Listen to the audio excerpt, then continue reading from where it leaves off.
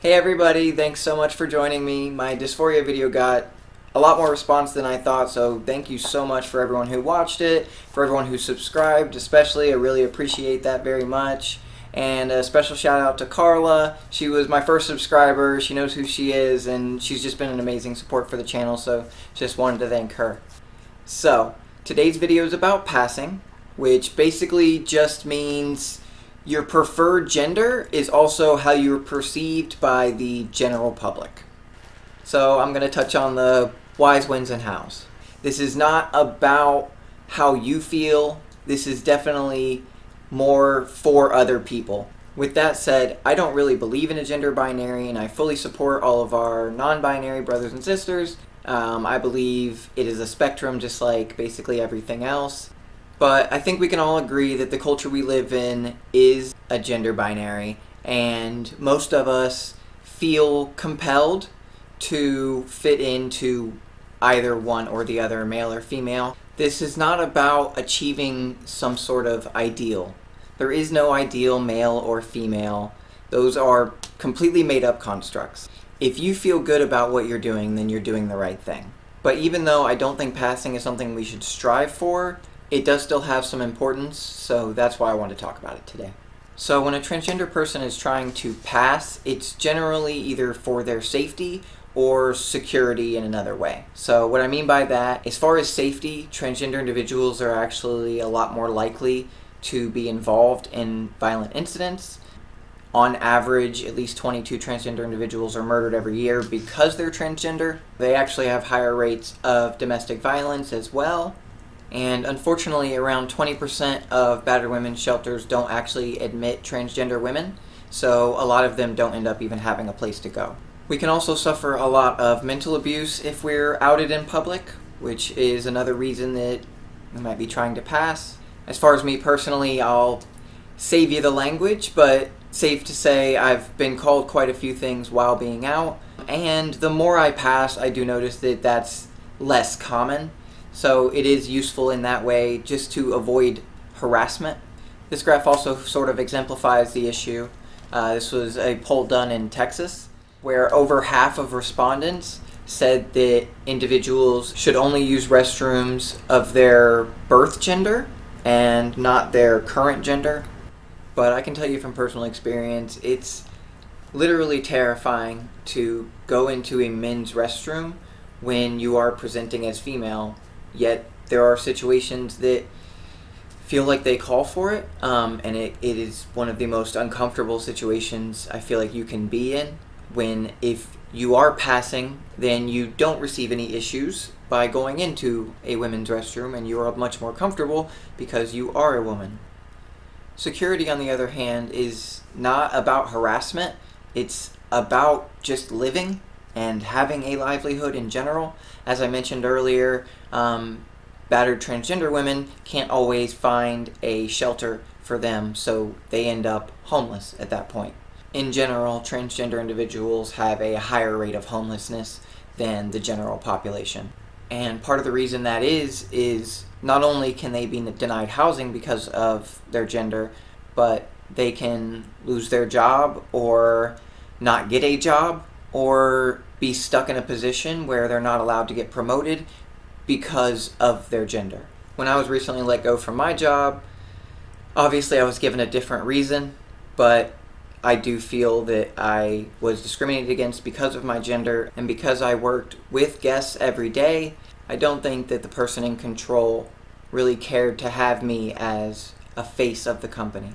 The official reason I was given was because I no longer fit their culture. But with all of that said, I think it's more important to keep in mind that, again, this is not some ideal you should be shooting for, and this isn't something that you need to focus on all the time. For instance, if you're at home and it's just you, there's no reason to feel like you have to get to the point of passing. You should worry more about how you feel. If you feel good and comfortable, then that's enough. If you're battling your dysphoria each day, that's more important than passing when you're hanging out at home. Also, if you're going to be in a situation where you know you're going to be safe, you feel very secure, you're not worried about being physically or verbally assaulted in any way, then you should just be yourself and stop worrying so much about pleasing other people. Just remember to at least always be safe, especially if you're out in public. Make sure you're with somebody, especially in the beginning. I think it's even more important because you may not be as good at passing, so it can be dangerous out there. I consider myself extremely lucky. I've always had Kelsey, my sweet potato, and on top of it, regardless of how much muscle mass I lose, I'm always going to be a scrappy bitch. Scrappy bitch. Now, my hope would be that we don't always need this system. It seems kind of ridiculous to me. Forcing someone to feel like they have to pass makes them always shoot for something that maybe isn't even realistic, but it's definitely detrimental to a person's mental health in general. This graph actually shows a composite of multiple studies, but even though the sample size is smaller for this one and it may not be extremely accurate, it still goes to show how, in general, the transgender population feels a ton of anxiety all the time. Now, some of that also can be attributed to having gender dysphoria, which, again, a lot of transgender individuals. And on top of that, if it doesn't change, then it prevents an entire population. On the last recorded poll, over 1.7 million Americans are transgender. So whether that means not getting a promotion and being able to make more of an impact, or in the case of this graph, in the military, where transgender individuals are shown as more likely to serve than the general population, yet with new laws are not allowed to. Which meant not only that transgender individuals are then discouraged from signing up for the military in the first place, those that are mid-transition would not even be able to serve in the military anymore. Now, I'm going to spend the rest of the video going over just a few tips. I am no expert, definitely not. There are a lot of resources you can use, but I just want to go over a few things that help me and a few things that I think are really important. Oh, and I almost forgot. But for all my female to male brothers, there's a link down in the description with some passing tips for female to male. So maintaining a clean shave, it's one of the first things that signals to people that that's a man, is because they can see a beard, and there's just something about that that they can't even help themselves.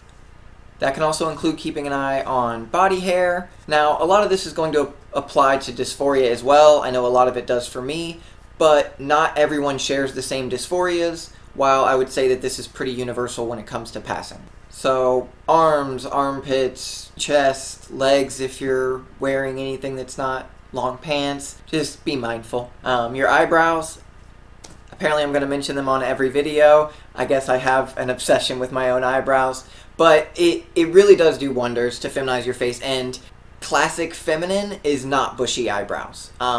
They're generally a higher arch and a little bit thinner. So keeping an eye on that definitely has helped me. As far as your clothes and your makeup, keep it natural and simple, not anything too crazy. I love my stomach, so I love to wear a belly shirt, but is that what I do if I'm trying to pass? No. Not that there's anything wrong with it, that you can't pass like that. It just draws more attention to you, so if there is any part of you trying to blend in, then that's not going to help. The same goes for your makeup. Keep it light and natural. Obviously, you're going to want to do fuller coverage on the places you're trying to shape or sculpt, but in general, wearing a full face of makeup can actually take away from your femininity. Also, being aware of your posture and the way you walk can be really important to that. Keeping your legs crossed helps. Keeping your weight shifted helps. In general, it's more masculine to stand straight versus more of like an S kind of shape. So like when you put your weight on one hip. Avoid slouching forward, which I know I do constantly, but what it does is actually creates a more masculine silhouette. So in general, I would say with pretty much all of it, is just to try to be natural with it. Don't do anything too crazy to draw attention to yourself, and you will blend in better if that is what you're trying to do. I will admit that's not really what I try to do too much anymore because, as I mentioned, I feel pretty safe and secure. So I'll wear transgender colors all over the place just because I am proud to be transgender, and I don't necessarily feel the need to please other people as much anymore. But I definitely have felt that way in the past, which is why I wanted to make the video. And I do still feel that way sometimes. It really just depends on the situation. But the honest, biggest tip I can give you is to just try to be confident in yourself. When you're confident, it's like it doesn't even seem to matter anymore. Maybe people notice less because, you're just owning it.